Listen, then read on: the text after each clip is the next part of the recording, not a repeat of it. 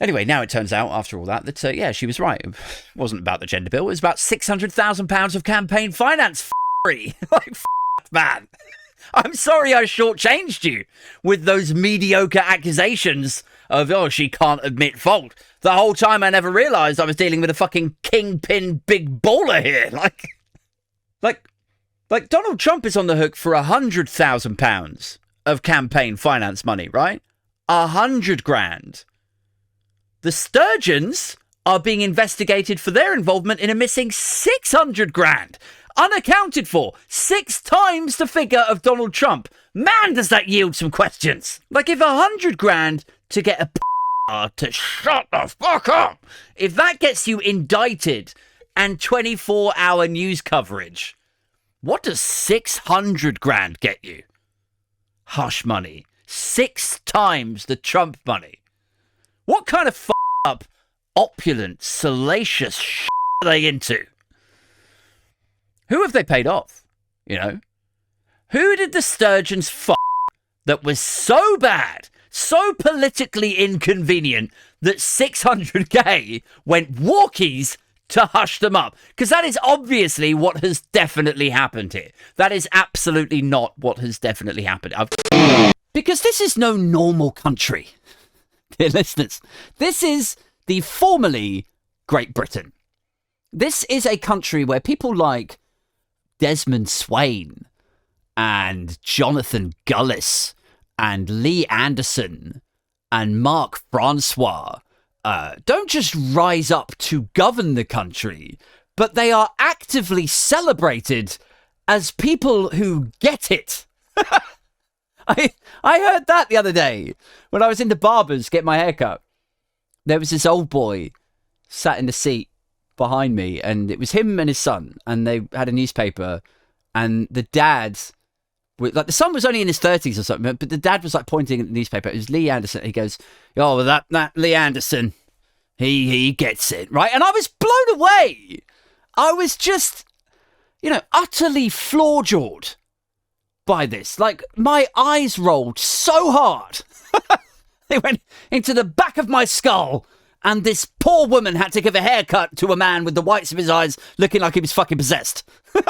And which I suppose I was, in a way, just completely taken over with anger and judgment. The calm, peaceful, collected, and compassionate aide was commandeered by an agent of hate. He gets it. He gets, like, it's just fascinating, isn't it?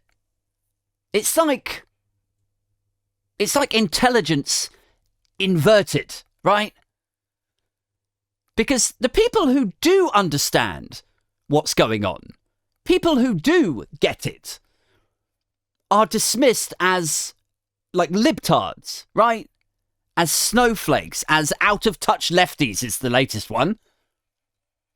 Whereas the people who exaggerate and lie and obfuscate or patently don't get it are celebrated by other people who don't get it as people who get it. And then people like you and me, we balk at people like Desmond Swayne and 30p Lee's latest burst fire hydrant of fucking nonsense. And we go like, you know what? Like, if he gets it, if he's got it, yeah, whatever it is, I don't want it. Because whatever it is, it appears to affect cognition. When I look at France, then I look back at the Brits, and we don't really do it. Like, Brits have such a stiff lip, don't talk about your feelings, like that sort of mentality, don't we? Don't make a fuss, don't cause a scene. And I honestly believe, like, the pressure valve is going to need to loosen at some point. Like, I don't know when it's going to happen, but it will happen. Like, you can't continuously waterboard your people with interest rate hikes and energy bill hikes and sewage contamination and expect them to not explode.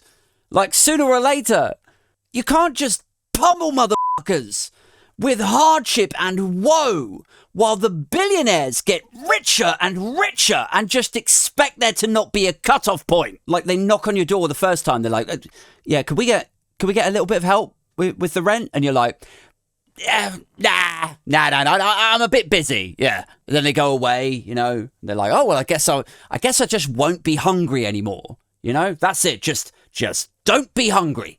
They're like, no, they're going to come back and they're going to knock even harder next time, you know, and then maybe still then you're like, yeah, nah, I'm a bit busy. You know, like that cycle is just going to continue and continue until eventually they ram raid your door down, loot your fucking fridge and food cupboards, and then hang you in the village square.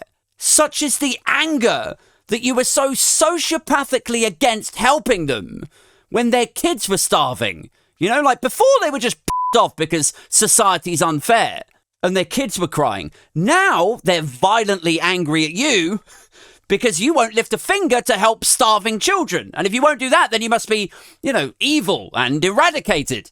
Now, you know, you've fobbed them off for so long. They've got so hungry, so angry. Now they feel like they're doing the right thing by setting you on fire in the town square or some shit. Like, I know that's dark.